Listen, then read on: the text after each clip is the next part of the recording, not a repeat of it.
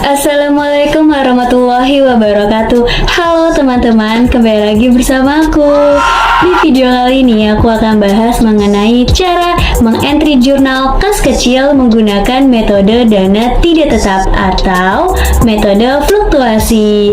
Sebelum kita ke pembahasannya, teman-teman jangan lupa untuk subscribe, like, and comment ya, dan share ke teman-teman kalian yang ingin mengetahuinya.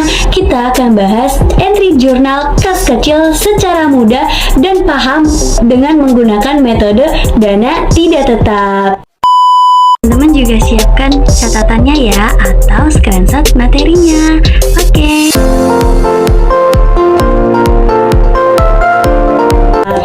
Nah, teman-teman udah tahu belum sih teori mengenai petty cash? Apa itu petty cash? Tujuan dibentuknya petty cash, cara pengisian petty cash, dan metode-metode yang ada di petty cash. Kalau teman-teman belum mengetahuinya, jangan lupa untuk nonton video sebelumnya ya, agar teman-teman lebih mudah ketika mempraktekannya untuk mengentry jurnal kas kecil. Oke, kita langsung aja mulai ke pembahasan. Sebelum masuk ke latihan soal, kita harus paham dulu ya panduan cara mengentry jurnal voucher kas kecil menggunakan metode dana tidak tetap. Nah, yang teman-teman bisa lihat di layar yaitu ada ketika pembentukan dana kas kecil. Bentuk suatu dana kas kecil, maka kita harus menjurnalnya yaitu kas kecil pada cash bank, yaitu kas kecilnya di debit dan cash banknya di kredit. Kenapa demikian? Karena kas kecil kita bertambah di sebelah debit dan cash bank kita berkurang di sebelah kredit. Oke, lanjut. Pada saat pemakaian dana kas kecil atau pembayaran biaya-biaya lain-lain, nah ketika terjadi pengeluaran atau pembiayaan, maka kita bisa menjurnalnya biaya-biaya pada cash kecil. Maksudnya gimana? Maksudnya seperti ini. Ketika terjadi pembayaran listrik, air, telepon sebesar 250.000. Nah, kita bisa menjurnalnya yaitu biaya listrik, telepon, dan air di debit pada kas kecil di kredit sebesar 250.000. Oke, lanjut yaitu ketika penambahan dana kas kecil apabila terlalu kecil. Ketika kita sudah membentuk dana kas kecil, namun uang yang kita bentuk itu kurang atau dianggap terlalu kecil, maka kita bisa menambahkannya, yaitu kita bisa menjurnalnya dengan kas kecil pada cash bank. Kas kecilnya di debit dan cash banknya di kredit. Karena kita menambahnya kembali uangnya, sehingga kas kecil kita bertambah di sebelah debit dan cash bank kita berkurang di sebelah kredit. Nah, kemudian yaitu pengisian kembali dana kas kecil. Ketika kas kecil kita sudah habis, maka kita bisa mengisinya kembali dengan menjurnal cash kecil pada cash bank. Cash kecilnya di debit dan cash banknya di kredit.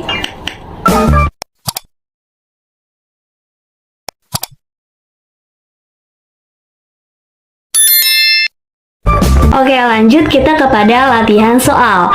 Yuk kita baca soalnya sama-sama. Di sini yaitu ada PD Sakti menyelenggarakan dana kas kecil untuk pengeluaran yang relatif kecil. Berikut adalah transaksi yang terjadi selama Desember 2010. Nah, kita diminta untuk membuat jurnal menggunakan metode fluktuasi. Kita langsung aja kepada transaksi yang pertama. Tanggal 1 Desember yaitu pembentukan dana kas kecil sebesar 5 juta. Nah, kalau tadi kita udah tahu ketika adanya pembentukan dana kas kecil, maka kita bisa menjurnalnya yaitu kas kecil pada cash bank. Oke, kita masuk ke dalam jurnalnya. Kita tulis jurnalnya yaitu tanggal 1 Desember. Kemudian dilanjut keterangan atau akonemnya yaitu kas kecil pada kas bank. Kas kecil kita tulis di debit 5 juta dan kas kecilnya kita tulis di kredit 5 juta. Lanjut pada transaksi yang kedua yaitu pada tanggal 5 Desember 2010 terjadinya pembelian perlengkapan kantor sebesar 250.000. Nah, tadi ketika adanya pengeluaran atau pembiayaan, maka kita dapat mengentrynya yaitu biaya perlengkapan kantor pada kas kecil sebesar 250.000. Kita masuk ke jurnalnya, kita tulis tanggalnya, tanggal 5, kemudian kita langsung jurnalnya Soalnya akonemnya yaitu biaya perlengkapan kantor pada cash kecil. Perlengkapan kantor debit 250 dan kas kecilnya di kredit 250. Oke, lanjut kepada transaksi yang ketiga. Pada tanggal 7 Desember dibayar biaya listrik sebesar 400.000. Nah, sama halnya seperti yang tadi, yaitu terjadinya suatu pengeluaran atau pembiayaan, kita bisa jurnalnya biaya listrik pada cash kecil. Kita entry-nya yaitu pada tanggal 7 Desember, kemudian keterangan atau akonemnya biaya listrik di debit sebesar 400.000 dan kas kecil di kredit sebesar 400.000. Nah, mudah kan teman-teman cara mengentry jurnal kas kecil. Kita lanjut lagi ke transaksi berikutnya.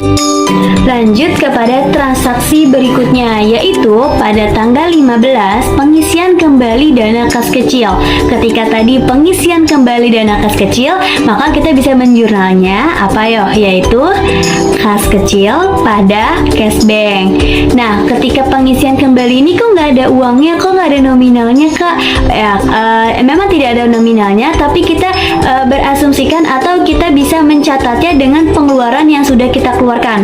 Uang yang sudah kita keluarkan sebelum terjadi pengisian, yaitu tadi ada biaya listrik, ada biaya perlengkapan kantor. Nah, kita jumlahkan nominalnya, maka kita akan mengisi uang kembali dengan nominal yang sudah kita keluarkan. Tadi sebelumnya biaya listrik 400.000 dan biaya perlengkapan kantor 250.000, maka kita bisa mengentry untuk pengisian kembali yaitu kas kecil pada cash bank. Kas kecilnya 650.000 dan cash banknya 650.000 di sebelah kredit. Oke, lanjut pada transaksi berikutnya, yaitu pada tanggal 12 Desember 2010 dibayar biaya rekening air dan telepon sebesar 300.000.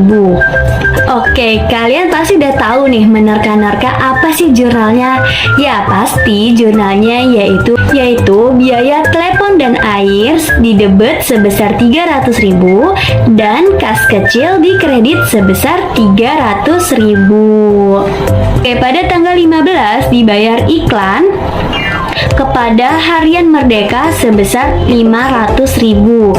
Nah, karena kita bayar lagi, maka kita jurnalnya yaitu biaya iklan pada cash kecil sebesar 500.000. Pada tanggal 20 dibayar biaya angkut pembelian, maka kita jurnalnya biaya angkut pembelian pada kas kecil sebesar 125.000. Oke, lanjut ke transaksi terakhir yaitu pada tanggal 30 diisi kembali dana kas kecil sebesar 300.000. Nah, kalau ini sudah ada nominalnya, maka kita akan menjurnalnya sebesar 300.000. Ayo, pengisian kembali dana kas kecil jurnalnya apa? Ya, benar, pastinya kas kecil di debit 700.000 dan cash banknya di kredit 700.000. Teman-teman sudah paham kan bagaimana cara entry jurnal kas kecil menggunakan metode dana tetap atau tidak tetap? Perbedaannya itu sangat gampang dan sangat mudah. Yang kita harus pahami ketika kita menggunakan metode fluktuasi, maka pada saat pengeluaran atau pembiayaan, maka kita menjurnalnya yaitu pembiayaan atau pengeluaran dengan kas kecil. Sedangkan kalau metode tetap, kita tidak perlu menjurnalnya, hanya menulis tidak di jurnal. Seperti itu aja perbedaannya. Selebihnya untuk pengisian kembali dan ketika kas kecil dianggap terlalu besar dan terlalu kecil, itu sama persis sama dana tetap maupun dana tidak tetap. Ya teman-teman, semoga bermanfaat dan semoga teman-teman lebih mudah dan lebih paham untuk memahaminya dan mempraktekannya di rumah. Jangan lupa untuk subscribe, like, and comment ya, dan share video ini ke teman-teman semuanya agar teman-teman semua bisa mengetahui mengentry jurnal kas kecil. Oke, sampai ketemu lagi. Dadah.